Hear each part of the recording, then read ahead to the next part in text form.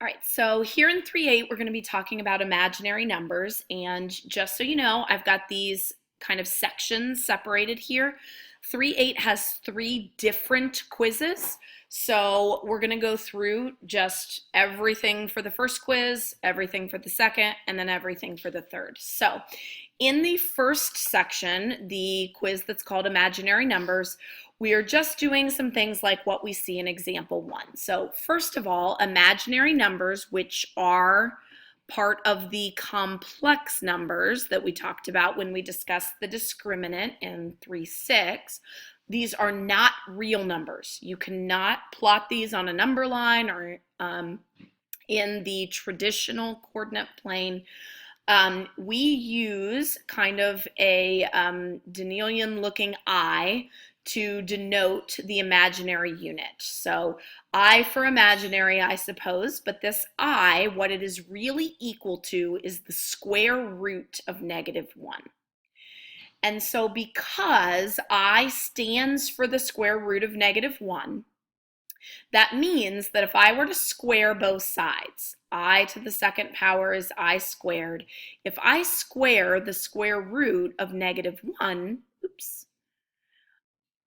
what that does is the squared and the square root undo each other, and so that gives me -1 itself.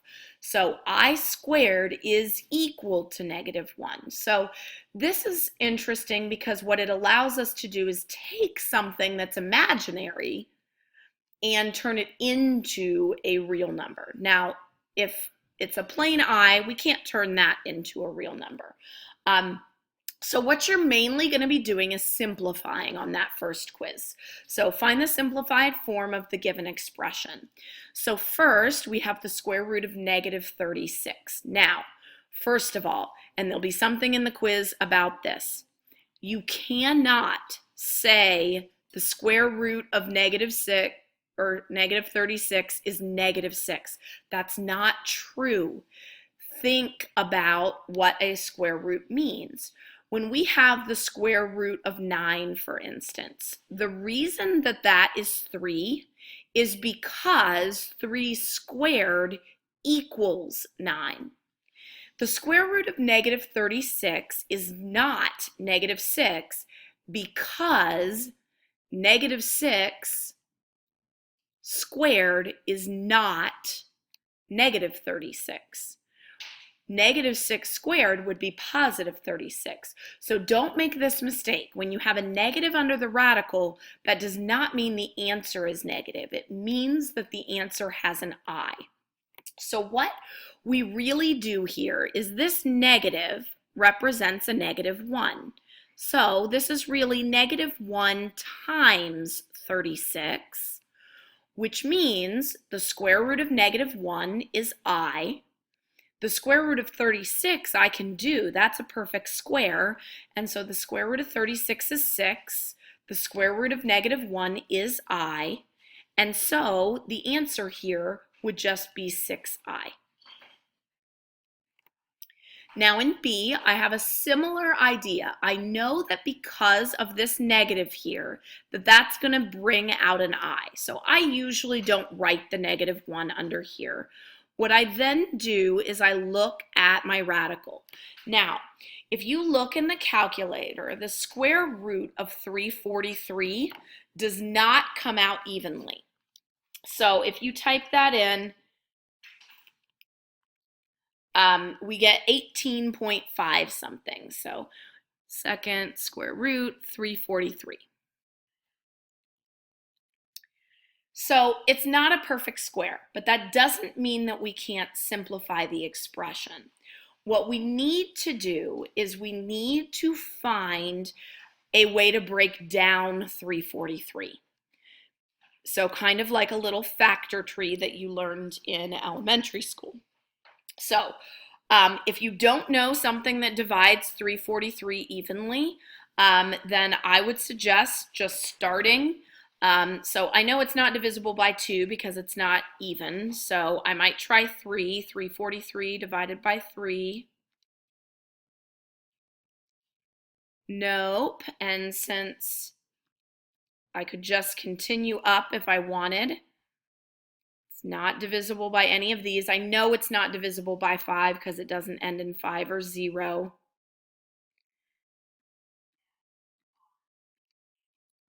And so, oops, I typed 373 for some reason and 353. We're having some issues, so let's do those over again. So it still doesn't come out evenly with the 6. So let's try the 7. And there we go. We have found, because this comes out to a whole number, a factor of 343 other than 1, because everything's divisible by 1. So we now know that that's 7 times 49, because 49 was what I had left. Now we look to see if we can break down 7, which we can't. It's prime. Its only factors are 1 in itself. 49, however, we can break down into 7 times 7. So you keep doing factor trees until everything that you have is prime. Then the trick to simplifying is looking for pairs. When you have one pair of the same number, that means that you get to bring one of those to the outside. So because in my breakdown of 343, I found a pair of 7s, that means I can bring a 7 out with the I. Now, the only thing that's left is this 7.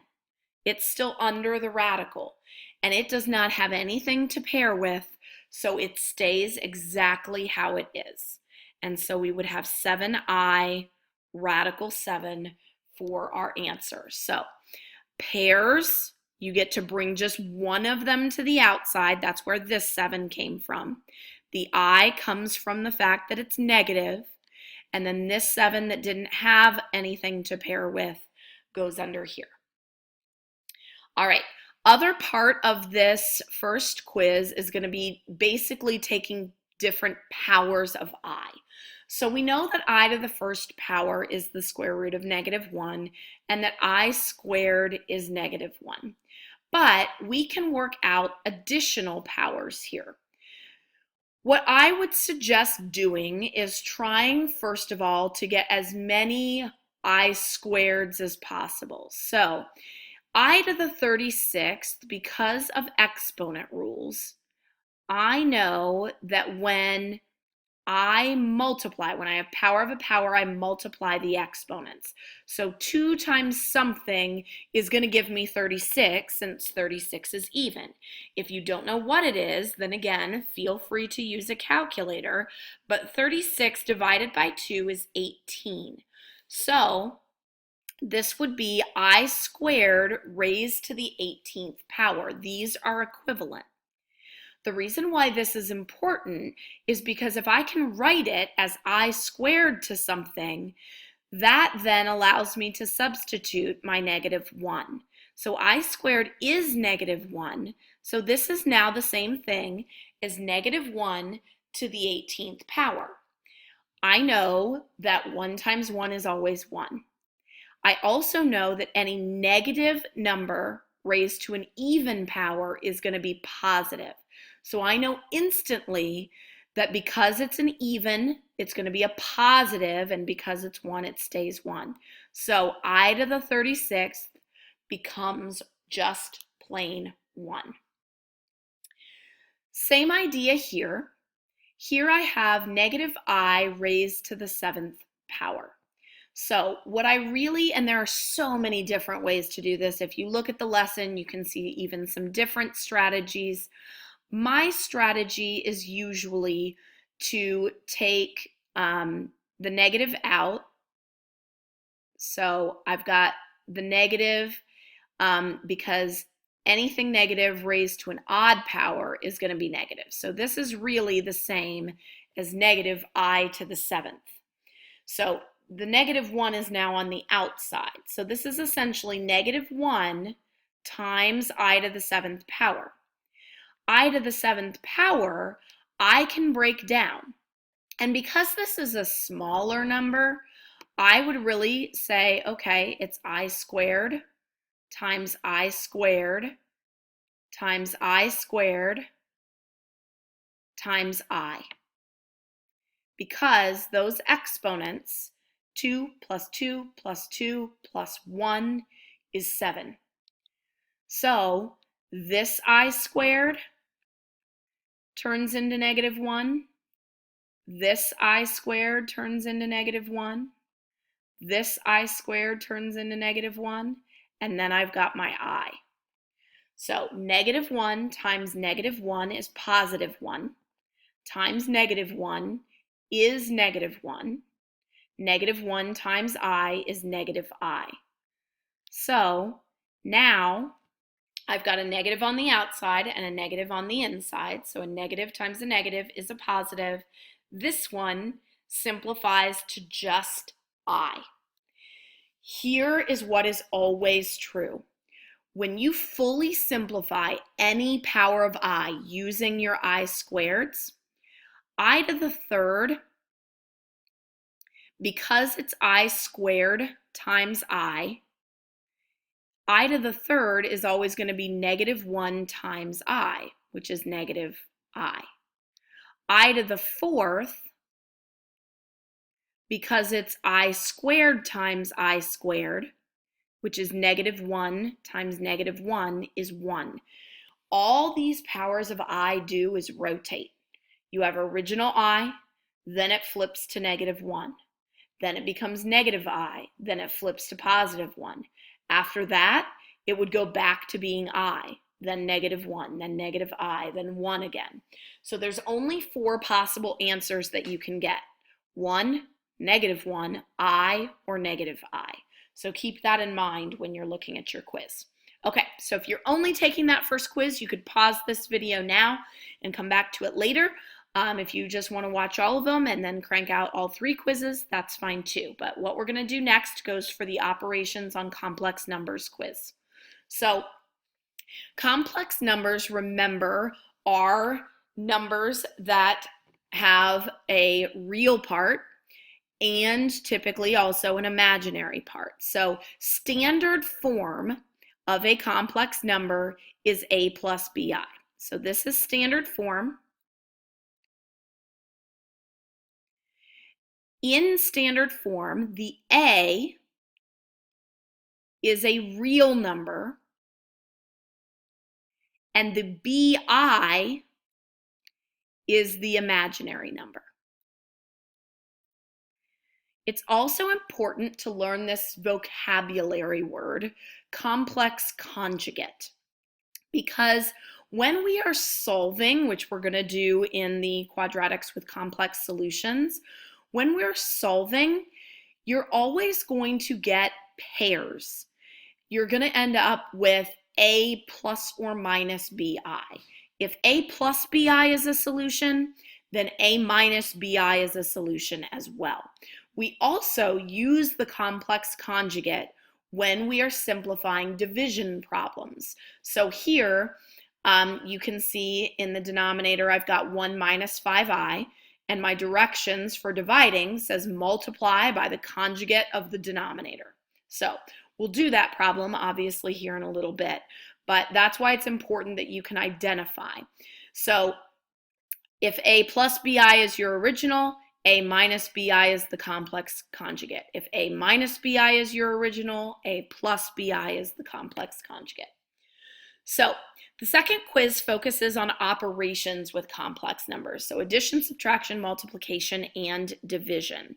And when we are looking at these, the addition and subtraction, we're going to treat the I just like we would a variable. So just as if it were an X. So on addition, all we're going to do is say, okay, when I've got a positive out in front, that doesn't change the signs. So they get to keep their signs.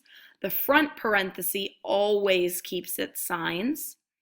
And once you've gotten rid of the parentheses, then we just identify and combine like terms. So these are both real numbers, so those are like terms. These are both imaginary numbers, so those are like terms. So 8 plus 9 is 17. Negative 2i plus 5i is 3i. It always wants your answer in standard form. So real number part first, imaginary part second. So 17 plus 3i for this guy. When we have subtraction, when we get rid of the parentheses, the first parenthesis always keeps its signs.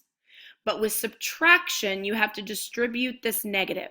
So both the signs are going to change. This was just 17. Now it's minus 17. This was negative 4i. Now it's going to be positive 4i. So we have to change both the signs of the second term with the subtraction. Then we do the same thing that we did with the addition. My real parts, 12 plus negative 17 is negative 5. Imaginary parts, 3i plus 4i gives me 7i. And so negative 5 plus 7i is my standard form complex answer. All right, next one, this is multiplication. How do I know? Because there's no symbol between the parentheses. So multiplication, this is a binomial times a binomial, which means just like I would with variables, I have to FOIL this. So F for firsts, 5 times 2, which is 10. O for outsides, 5 times 7i is 35i. I is for inside. Negative 6i times 2 is negative 12i. Then L for lasts, negative 6i times positive 7i. Be careful with this one. Negative 6 times 7 is negative 42, but I times I is I squared. Don't forget the squared, because if you do, you're going to have a completely different answer, and I guarantee you that'll be one of the choices if it's multiple choice. So the reason I wrote I squared equals negative 1 next to this, yes, we're going to FOIL, but this is the most important thing to remember. Since I squared is negative 1, that means this is really negative 42 times negative 1. So negative 42 times negative 1 is positive 42. That's important because now I've taken what was imaginary and now it's a real number. So now it's a like term over here with the 10. It is not a like term with these two i's in the middle. So that's why it's so important you remember the I squared and remember to convert it. So 10 plus 42 gives me 52. 35i minus 12i gives me 23i. So 52 plus 23i would be my answer there. All right, now for the last one, division. Division takes the most amount of time because we have to begin by multiplying by the conjugate of whatever the denominator is. So if you look at complex conjugates, the only thing that changes is the sign in the middle. So the complex conjugate of 1 minus 5i is 1 plus 5i. Now, when we say multiply by the conjugate of the denominator, whatever I multiply by on the bottom, I also have to multiply by on the top. And so now what I have to do is some FOILing on both top and bottom. So on top, 6 times 1 is 6, then 6 times 5i is 30i. I times 1 is just I, and then I times 5i is 5i squared. So that is my top when I FOIL. The bottom, 1 times 1 is 1. 1 times 5i is 5i. Negative 5i times 1 is negative 5i. And then negative 5i times positive 5i is negative 25i squared. Again, don't forget those squareds. They're really important. So now I'm going to take these I squareds and turn them into negative 1.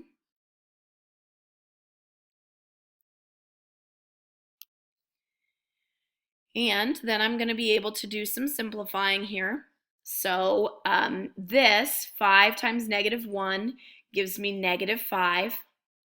So I have negative 5 to combine with a positive 6. So that gives me 1 for my real part here. The imaginary part in the numerator, 30 plus 1 is 31. So 1 plus 31i on the top. On the bottom, negative 25 times negative 1 is positive 25. So 25 and 1 gives me 26. And then my imaginary is 5i plus negative 5i is 0. That's the whole reason why we multiply by the complex conjugate, is because it gets the i's out of our denominator. Now, typically we will not write the answer like this, because in standard form, we separate the real part from the imaginary part. So what that looks like is I do 1 over 26, which doesn't come out evenly, so leave it, plus, because this was a plus sign, 31 over 26 is the coefficient, and then my I next to it. 31 over 26 doesn't reduce either. 31's prime, so there's nothing else that I can do there. This is a standard form A plus B I answer, and so I'm finished with that. So now you've got an example for all of the operations that you'll see in that second quiz. So again, if you're only taking the second quiz right now, you could pause this and come back later when you're ready to do the last 3-8 quiz, which would be quadratics with complex solutions. So everything else at the end of this is going to be on that third quiz. All right, so on this third quiz, you're going to see two different types of problems. The first type kind of is like a working backward from what was in the second one. And in the lesson, it kind of teaches you to factor these. I really would not do it that way. My suggestion on these is to actually treat it exactly like what we did in example 2C here, and actually just go to the answers first and see which one works. So when it says which of the following expressions is equal to this guy, I think that the easiest way, as opposed to trying to factor this guy out with the i's, is actually just to take the answers and FOIL them. So if I do negative 4x times x, that gives me negative 4x squared. My outsides here would be positive 40ix. My insides would be positive 10ix. And my lasts would be negative 100 I squared. So what this gives me, negative 100 I squared, since I squared is negative 1, this does give me a plus 100. First of all, I know I want a minus 100. I also do not want any IX terms, so this is definitely not it. No to A. So then I look at B. I notice that again, at the end, this would give me negative 100 I squared, which is positive 100. So once I've kind of done one of them, I can see this one's not going to be right either, because I'm going to have IX terms again, and I'm going to have the plus instead of the minus. So no to that guy. So now here, negative 4x squared. This would give me negative 20ix for the outsides. Inside gives me 20ix. And then my last gives me positive 100 I squared. So negative 20ix and 20ix cancel each other out, so that's a good sign. Then positive 100 I squared, that's positive 100 times negative 1, that is negative 100. So I end up with negative 4x squared minus 100, which is exactly what I wanted, so that means C is my answer.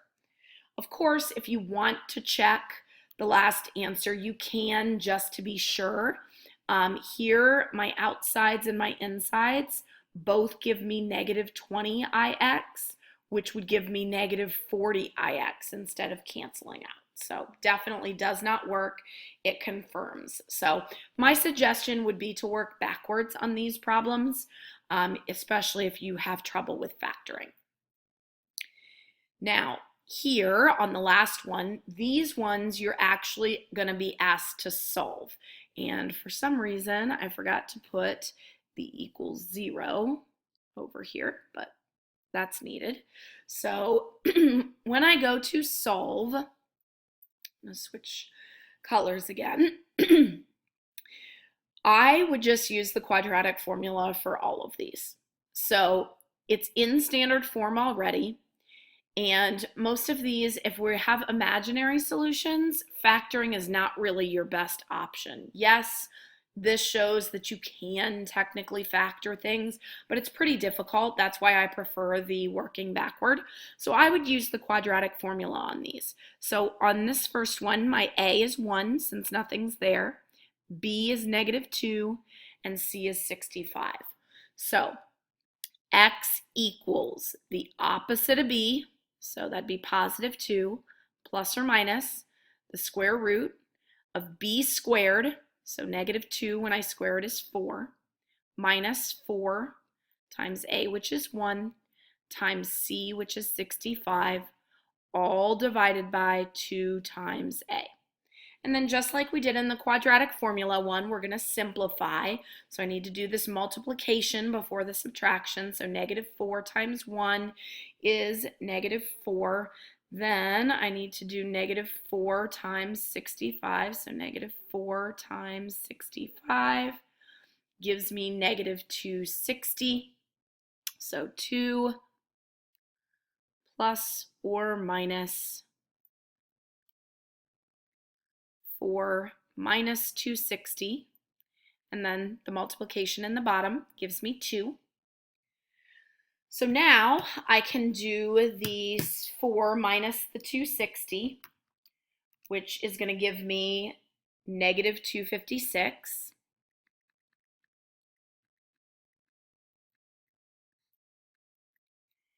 And so -256, the first thing you always want to do here, just like we did in the first quiz, is you want to see if that's a perfect square. And when the numbers are bigger, you may not know. So don't put the negative, just put 256.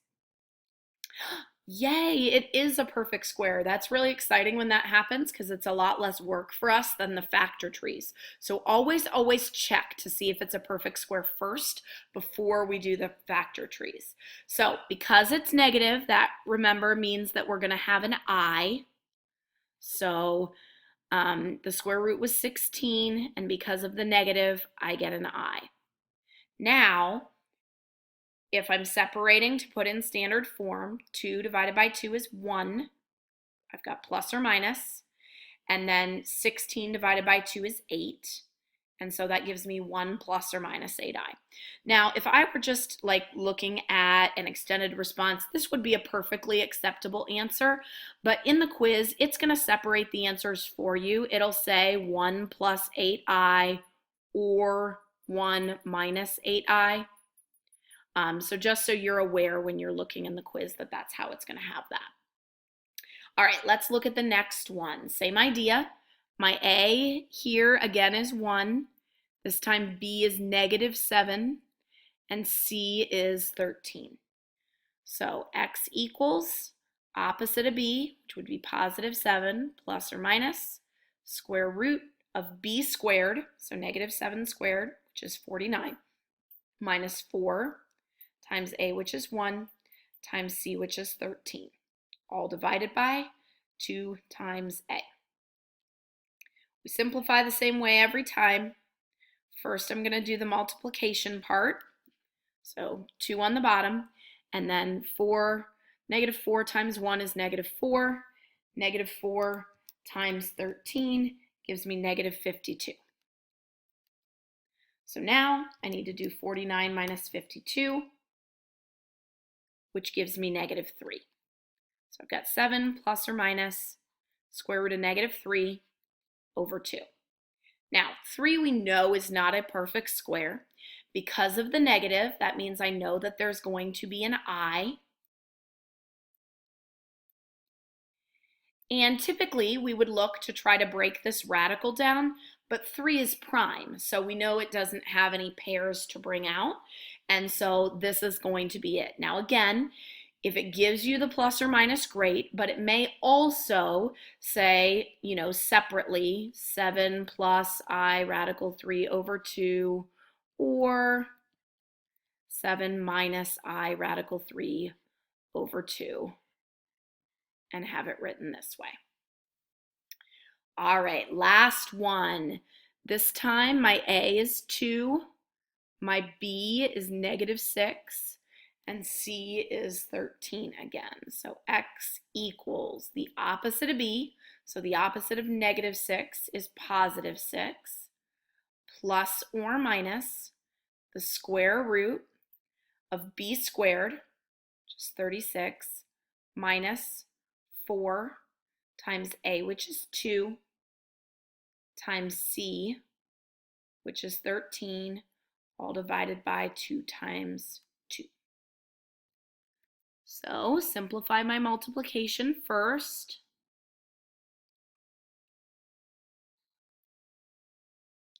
So -4 times 2 is -8. -8 times 13 is -104. So then I have 36 minus 104, which gives me -68.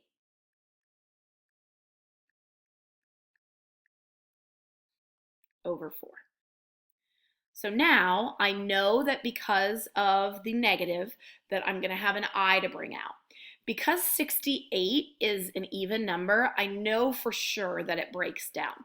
Now, if you know something that 68 is divisible by that is bigger than 2, that's great.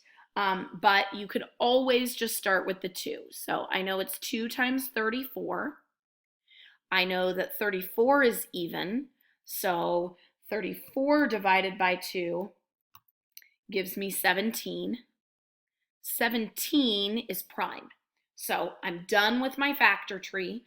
Remember that when you do a factor tree, you're looking for pairs. And I have a pair of 2's here. So that means a single 2 gets to come out to the outside with my I. So 2I. What's left on the inside, you're looking at the ends of the branches only, not this 34. It had branches off of it. The only thing left on the end of a branch is the 17. And then over 4. Then, because all of these pieces are even, just like in this first one where we reduced these, we divide them all by 2. So that's 3 plus or minus I radical 17 over 2 when we divide each of these real number coefficients by 2. And again, I'm kind of out of space here, so I'm not going to rewrite them separately, but you get the gist of that, that we would have 2 separate answers, one with the plus and one with the minus. All right, that wraps up 3-8. Again, all 3 quizzes. You can either do them all right after watching the entirety of the video, or if you want to do one and come back to and look at things again, you can. Make sure to ask if you're needing help.